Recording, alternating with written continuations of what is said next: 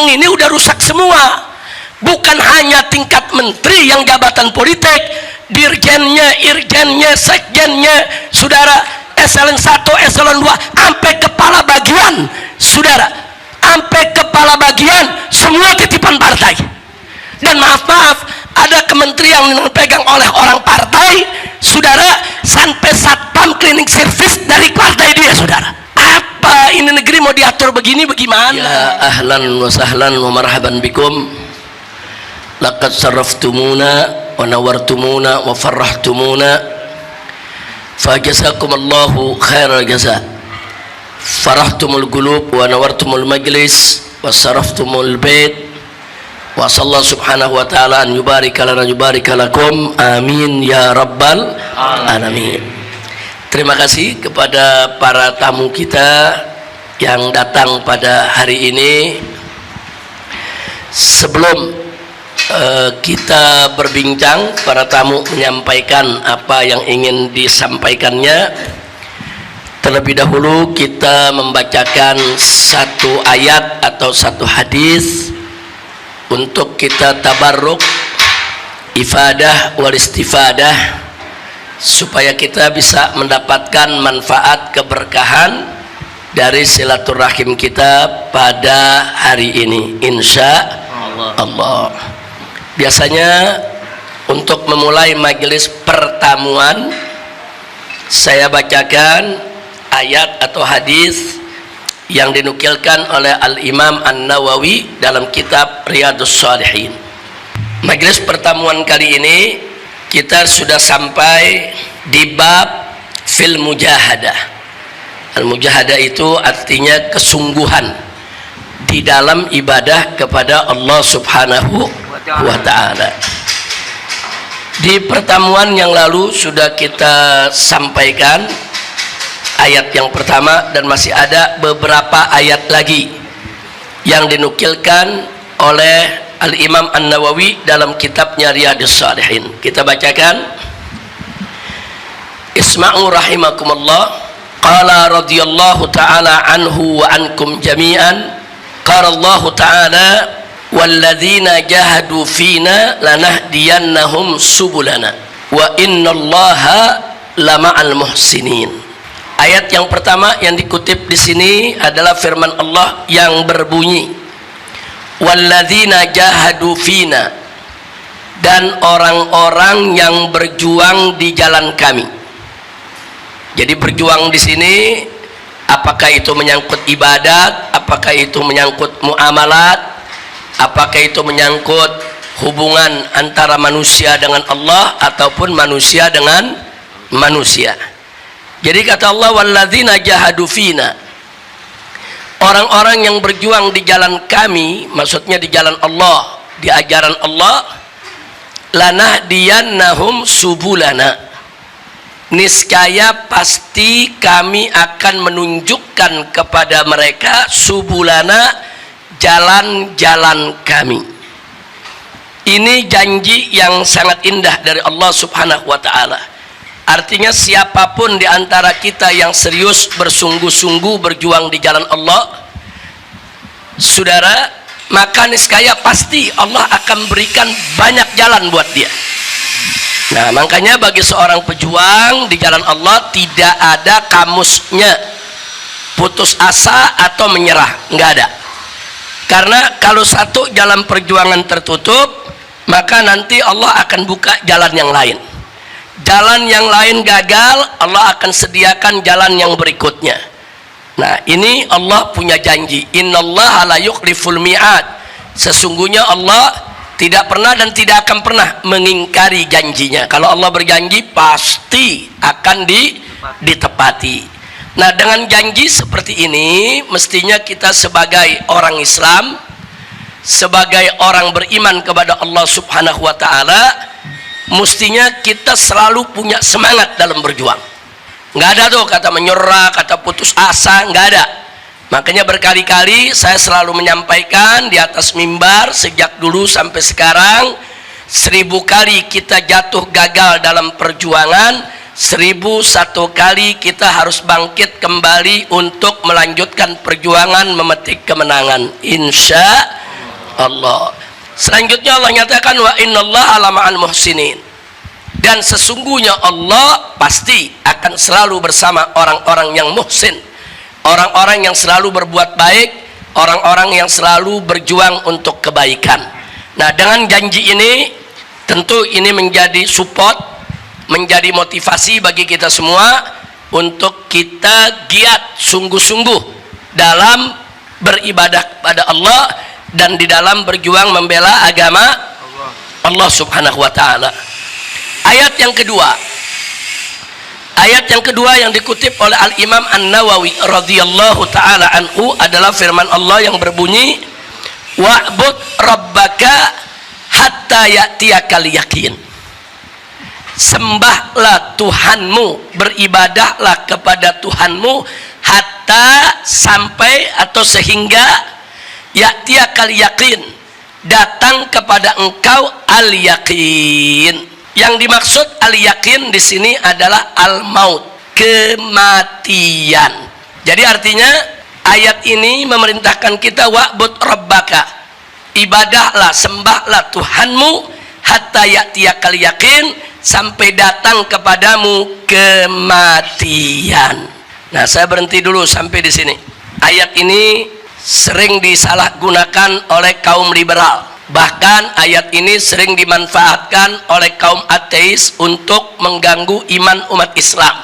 Dan menyesalkannya, kadang-kadang yang menggunakan ayat ini dari kalangan kaum liberal ngakunya orang Islam, dan kadang-kadang merasa lebih Islam dari orang Islam, ya ikhwan. Jadi mereka artikan ayat ini wa'bud rabbaka, ibadahlah, sembahlah kau punya Tuhan hatta ya'tiyakal yakin, sampai datang kepada engkau keyakinan. Jadi al-yakin di situ mereka terjemahkan secara harfiah, secara tekstual, sampai datang kepada kamu keyakinan. Jadi kalau udah yakin ya udah selesai. Nah, makanya orang-orang ini, saudara, pernah didapatkan di beberapa universitas Islam di Indonesia. Saudara, beberapa mahasiswa begitu diajak sholat, dia nggak mau sholat, jawabnya santai. Lah, sholat itu kan sampai kita yakin. Kalau saya udah yakin kepada Allah, jadi nggak perlu saya sholat lagi. Nah, Anda yang belum yakin silakan sholat. Nah, jadi kita lihat, begitu ditanyakan, dikonfirmasikan dari mana dia dapat ajaran semacam itu, dia katakan dapat dari dosennya di kampus, saudara. Nah, ini satu penyelewengan penafsiran, bahkan ini merupakan penafsiran sesat dan menyesatkan. Nah, jadi dia pakai ayat Quran, jadi sembahlah Tuhanmu sampai kau yakin. Jadi kalau kau sudah yakin, nggak perlu lagi kau sholat, nggak perlu lagi kau puasa, kau udah yakin kok. Sebab tujuan daripada menyembah Allah, ibadah kepada Allah, semuanya kata mereka adalah sampai kita yakin terhadap Allah. Nah, kalau kita sudah yakin Allah Tuhan kita, Allah menciptakan kita, Allah yang menjamin rezeki kita, semuanya sudah ada dalam jiwa kita, yakin, kita nggak perlu lagi sholat, puasa, dan seterusnya. Sekali lagi, ini penafsiran yang sesat dan menyesatkan. Nah, makanya ibu, bapak, para tamu saya tercinta, di dalam menafsirkan Al-Quran nggak cukup cuman bisa bahasa Arab, nggak cukup, saudara.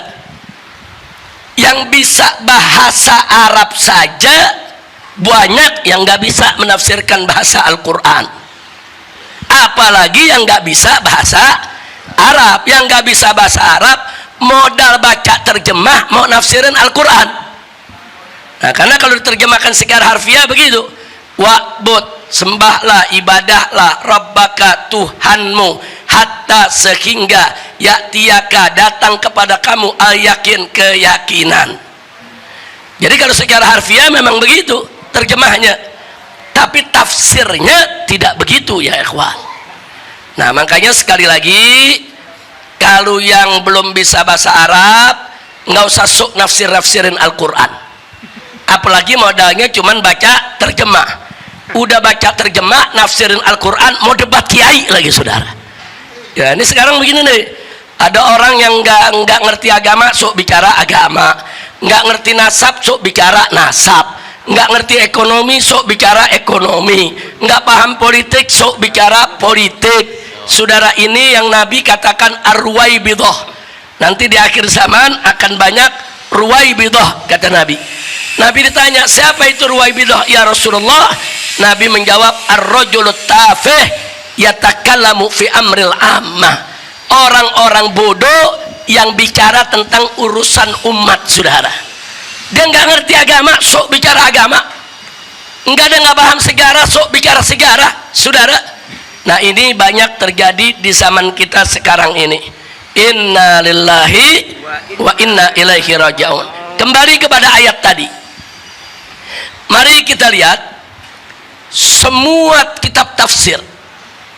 Apakah itu tafsir Tobari, apakah itu tafsir Ibn Katsir, dan lain sebagainya. Ada ratusan kitab tafsir, saudara, yang salaf maupun yang khalaf. Semua kitab tafsir sepakat yang dimaksud al-yakin dalam ayat tadi adalah al-maut.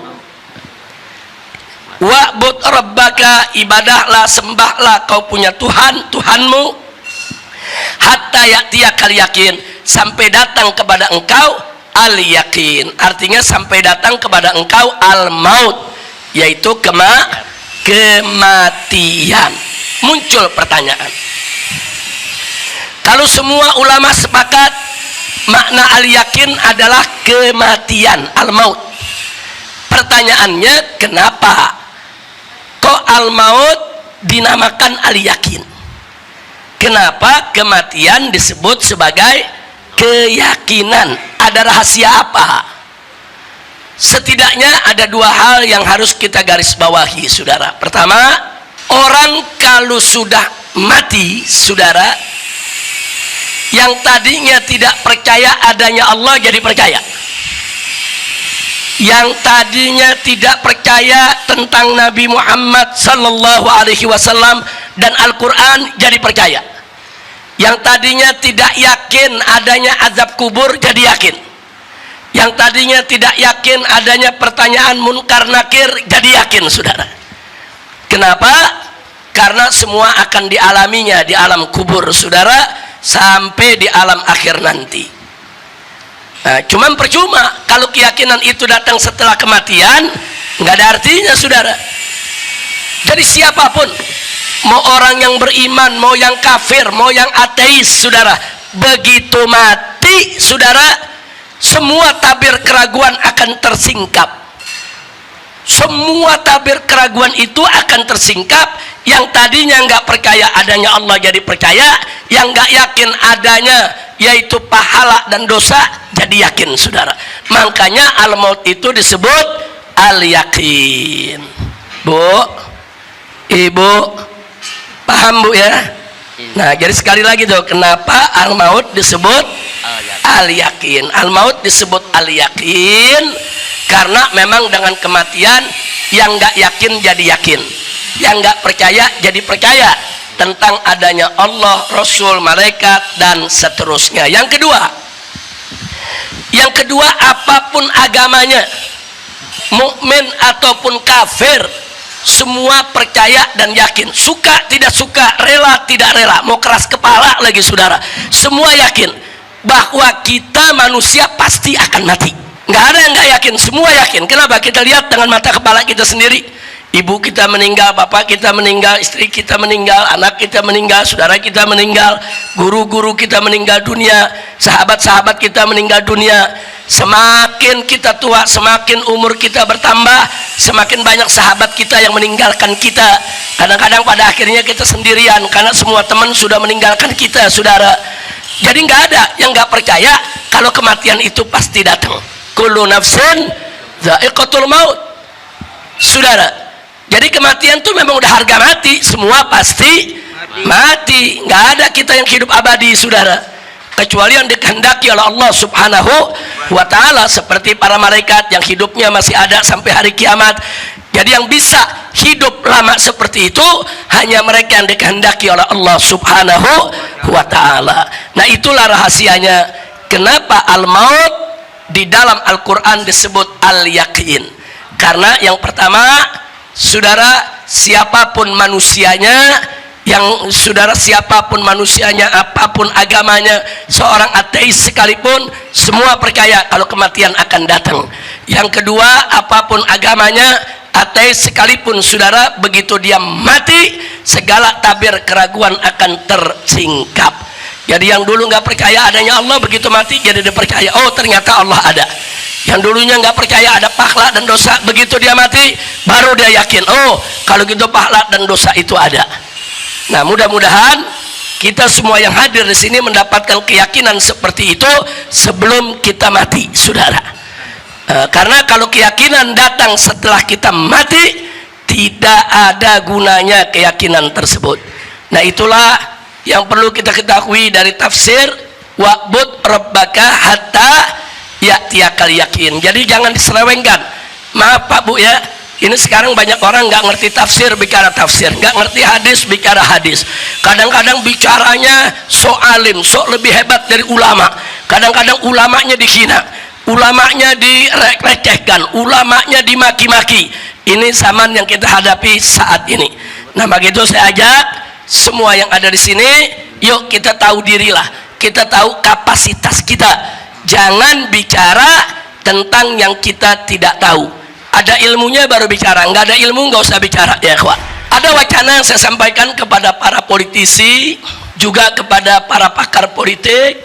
Saya bilang, selama sekian tahun saya memperhatikan peta demokrasi dan gerak politik di Indonesia. Saya melihat yang merusak negeri ini adalah sistem partai politik, sehingga sampai pada akhirnya seorang anggota dewan saudara dari salah satu partai besar mengaku, dan itu viral, bahwa untuk membuat satu undang-undang saudara cukup persetujuan ketua umum partai. Artinya kalau di DPR itu katakan ada 9 partai atau 10 partai, cukup 10 orang itu yang ngatur kita punya negeri. Adapun anggota dewan yang mewakili partai masing-masing hanya boleh memutuskan sesuai dengan putusan ketua umumnya. Jadi saudara, kalau itu yang terjadi, ya hancur dong demokrasi kita. Karena sekian ratus anggota dewan tadi nggak ada maknanya, nggak ada manfaatnya, karena kekuasaan hanya ada di tangan ketua umum partai. Sehingga para oligarki busuk saudara yang ingin menguasai negeri kita cukup beli 10 orang itu saja. Beli itu 10 orang, segala macam undang-undang, segala macam regulasi bisa mereka atur yang menguntungkan usaha mereka. Kalau ini dibiarkan, hancur ini negeri. Jadi nggak usah bicara demokrasi lah, udah hancur-hancuran ini demokrasi di kita punya negeri ya kawan. Nah, maka itu saya sampaikan kepada mereka ketika itu, belum lama ya kawan, sebulan yang lalu saya sampaikan kenapa kita tidak berpikir membangun negara Indonesia tanpa partai. Kita bangun negara tanpa partai. Siapa bilang negara nggak bisa hidup tanpa partai? Bisa kok. Maka itu saya mau ajak, mumpung di sini banyak alumni-alumni lulusan perguruan tinggi, saudara, ayo sama-sama kita berpikir. Siapa bilang Indonesia tidak bisa dibangun tanpa partai? Bisa, saudara. Kita membangun satu negara meritokrasi, di mana semua jabatan di kementerian itu dipegang oleh orang-orang dari hasil karir mereka, bukan orang partai, saudara. Dulu di zaman Soeharto, saudara, Orde Baru, dengan segala kebaikan dan kejelekannya, saudara, itu jabatan politis itu hanya sampai di jabatan menteri, saudara. Di bawah menteri semua jabatan karir, saudara. Hampir semua jabatan karir. Dirjennya dari karir, irjennya dari karir, sekjennya dari karir, eselon 1, eselon 2 dari karir. Nggak bisa orang luar tiba-tiba masuk, saudara, jadi dirjen. Nggak bisa. Kalau bukan bidangnya, kalau bukan keahliannya. Ya, di tingkat menteri itu jabatan politik, saudara. Tapi sekarang ini udah rusak semua. Bukan hanya tingkat menteri yang jabatan politik, dirjennya, irjennya, sekjennya, saudara, eselon 1, eselon 2, sampai kepala bagian, saudara, sampai kepala bagian semua titipan partai. Dan maaf-maaf, ada kementerian yang dipegang oleh orang partai, saudara, sampai satpam cleaning service dari partai dia, saudara. Apa ini negeri mau diatur begini bagaimana? Makanya tadi maaf saya katakan, selama sistem multiparti ini masih ada di kita punya negeri, yang kalau satu kementerian dikuasai oleh satu partai kemudian dijadikan ATM-nya saudara untuk membesarkan partainya, jangan mimpi demokrasi di Indonesia akan sehat. Nah waktu itu saya sampaikan kenapa kita nggak bubarkan lagi itu semua partai. Terus ada yang nanya, Habib, kalau nanti partai dibubarkan bagaimana milih anggota DPR-nya? Oh gampang, DPD bisa tanpa partai. DPD para senator dipilih dari setiap daerah tanpa partai, calon independen. Kalau DPD bisa, DPR juga mesti bisa dong. Kalau perlu DPD-nya hapus, ganti DPR yang calon independen tanpa partai, sehingga setiap anggota DPR independen bisa menyuarakan rakyat tanpa ditekan oleh atasan saudara. Bisa kok. Siapa bilang nggak bisa saudara? Omong kosong kalau dibilang nggak bisa. Biasanya yang bilang nggak bisa ya orang partai, karena takut partainya dibubarkan. Kira-kira paham ibu ya? Ini tamu saya sama nih paham semua nih ya. Saya bukan lagi berhayal nih, bukan nih. Ini lagi lempar wacana saudara. Ini wacana dalam dunia politik penting. Nah sehingga saudara, presiden dipilih secara independen, DPR dipilih secara independen, betul-betul semua rakyat yang pilih. Negara ini bebas daripada tekanan partai saudara. Itu pertama. Baik, andai kata pun negara tanpa partai itu sulit saudara, atau belum bisa dilaksanakan saat ini, atau perlu 1 atau 2 dekade lagi mendewasakan masyarakat saudara, maka solusinya cukup Indonesia punya 2 partai saja. Bisa saudara. Amerika Serikat, negara yang begitu maju, bisa ke 2 partai, Partai Republik, Partai Demokrat, selesai. Di Indonesia bisa. Indonesia ini dari dulu sudah terbelah saudara, cuman ada 2 bagian. Satu bagian mendukung pemberlakuan syariat Islam, satu bagian enggak mendukung pemberlakuan syariat Islam. Simple. Bikin 2 partai, partai yang mendukung syariat, partai yang tidak mendukung syariat. Silakan umat mau pilih yang mana saudara. Simple. Dan itu lebih sehat. Kenapa lebih sehat?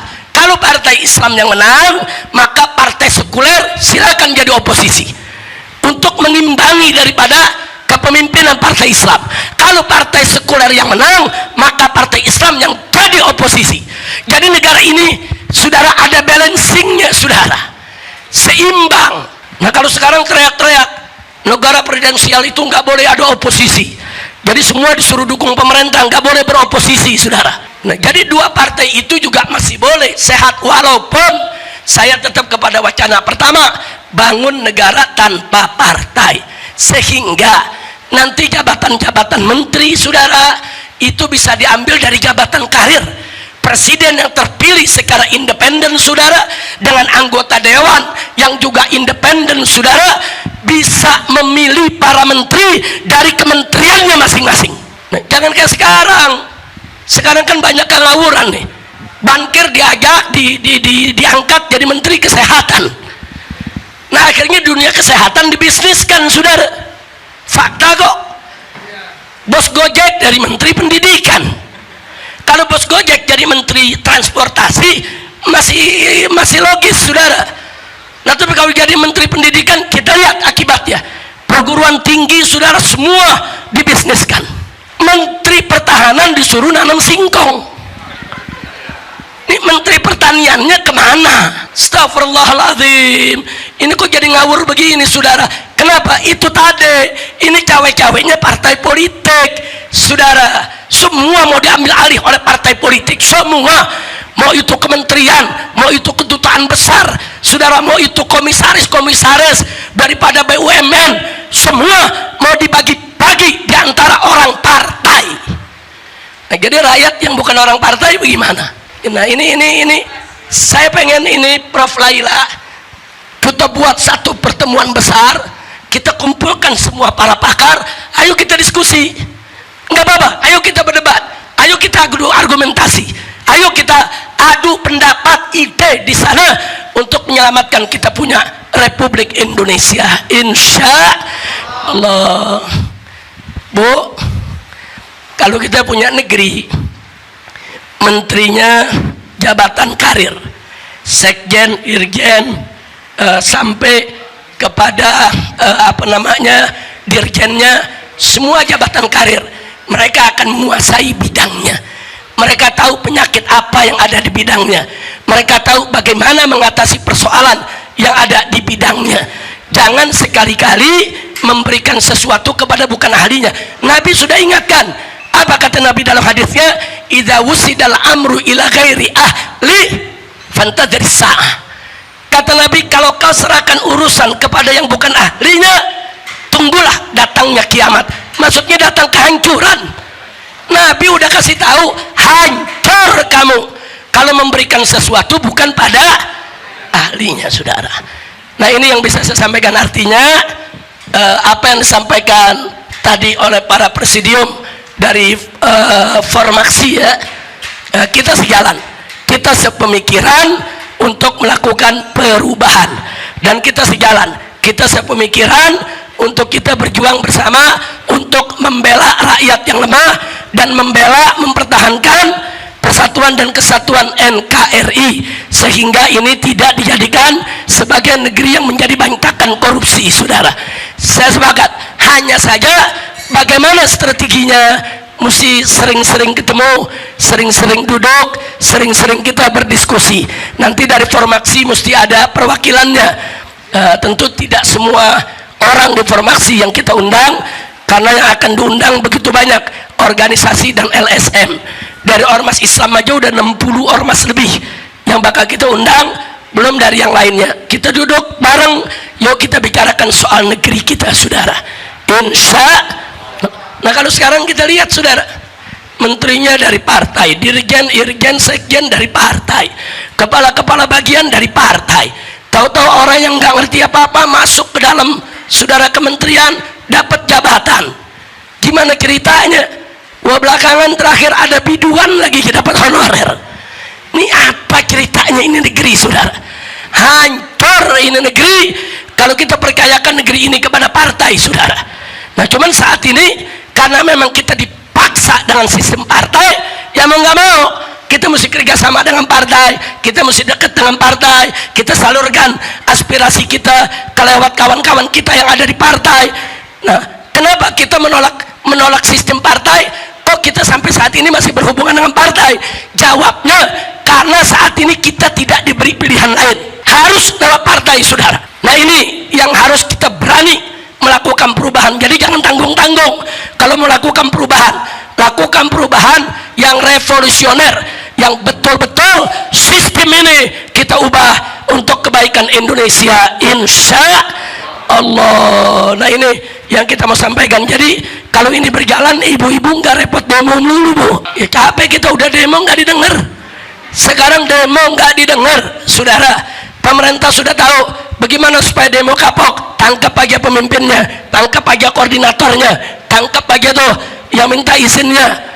Nah, jadi sekarang setiap demo padam, demo padam, demo padam, karena mereka sudah pelajari bagaimana cara menundukkan demo. Ada juga demo semangat, besok diundang ke istana, lusa udah adem, kayak kerupuk disiram air, saudara. Nah, ini yang terjadi di kita punya negeri. Baiklah, insya Allah ke depan kita akan buat pertemuan, Ibu, dengan para tokoh bangsa kita untuk merumuskan strategi bagaimana menyelamatkan negeri, insya Allah. Dan itu tadi, kita nggak mau ngobatin kayak koreng, obatin sini muncul sini, obatin sini muncul sini, tapi kita pengen satu strategi yang punya formula bisa mengobati semua penyakit yang ada. Saya hanya sekedar menyampaikan wacana. Saya beberapa waktu yang lalu diskusi dengan beberapa pakar ilmu politik dan dengan beberapa politisi. Saya mengkritisi sepanjang yang saya alami berdasarkan pengalaman, pengamatan, saudara, dan penelitian. Saya lihat rusaknya kita punya negeri saat ini. Kenapa sulit untuk diperbaiki? Karena kerusakannya dari sistem. Kalau sistem sudah rusak, akan sulit kita perbaiki. ibarat tubuh kita, ada orang nih punya badan saudara, banyak kudis atau koreng sekujur tubuhnya, kemudian berobat ke dokter. Begitu berobat ke dokter ternyata ketahuan bahwa dia punya penyakit pada darahnya. Nah, tapi kemudian si dokter itu ngobatin korengnya satu-satu. Koreng ini diobatin pakai salep, koreng ini diobatin pakai obat saudara. Baik koreng yang di sini muncul di sini, baik di sini muncul di sana. Hanya dokter itu mengambil kesimpulan kepada pasien, kalau Anda mau sembuh, ya mesti cuci darah. Nah, karena ini sumbernya di sana. Kalau Anda nggak mau cuci darah, hanya cuman mau diobatin satu persatu itu koreng, nggak bakal baik-baik. Baik yang di kaki muncul di tangan, baik di tangan muncul di badan, baik di badan muncul di muka. Ini darahnya yang mesti diberesin, darahnya mesti diobati. Nah, saya melihat penyakit di kita punya negeri begitu. Nah, kenapa banyak terjadi korupsi saudara? Karena memang sistemnya memberi peluang untuk korupsi. Kenapa banyak money politik di dalam demokrasi kita? Karena sistemnya memang memberi peluang untuk money politik. Ini yang jadi persoalan. Jadi walaupun kita teriak-teriak mengharamkan, walaupun MUI sudah keluarkan fatwa haram saudara, walaupun kita sudah sosialisasikan ke masyarakat untuk tidak mendukung money politik saudara, tapi karena sistem perpolitikan di negeri kita memberi peluang untuk itu, maka money politik nggak bakal pernah bisa diatasi. Bahkan sekarang sudah mulai ada usulan money politik itu supaya dilegalkan. Kenapa mereka mengusulkan money politik itu dilegalkan saudara? Karena sudah putus asa, nggak mampu untuk mengatasinya. Nah, jadi sekali lagi saya lihat ini persoalannya adalah pada sistemnya yang harus diperbaiki. Kalau sistemnya baik, semua peluang-peluang kemunkaran ditutup, insya Allah kemunkaran tersebut nggak bakal merajalela, termasuk korupsi. Nah, kemudian masih kita bicara korupsi. Sudahlah, jangan ngejek-ngejek korupsi. Ini kalimat gak pantas disampaikan oleh seorang pejabat. Yang namanya korupsi bukan hanya harus diejek saudara, dikejar, ditangkap, dipermalukan, dimiskinkan itu koruptornya. Nah, kenapa ada seorang pejabat tinggi tahu-tahu gerah dengan masyarakat menyerang korupsi, dia bilang apa? Udah jangan ngejek-ngejek korupsi, nanti kita malu di dunia. Ya kalau malu di dunia, buat satu sistem untuk melawan korupsi. Nah, bukan media dibungkam agar tidak bicara tentang korupsi, nggak bisa. Jadi pejabatnya sendiri memberi peluang saudara. Nah, supaya apa?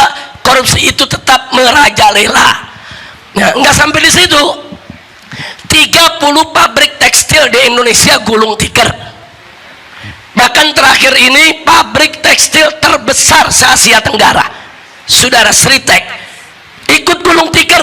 Itu kalau ditotal semua pabrik tekstil yang gulung tikar saudara, pegawainya puluhan ribu sampai 100.000 lebih, semua harus di PHK. Mestinya ini menjadi perhatian pemerintah.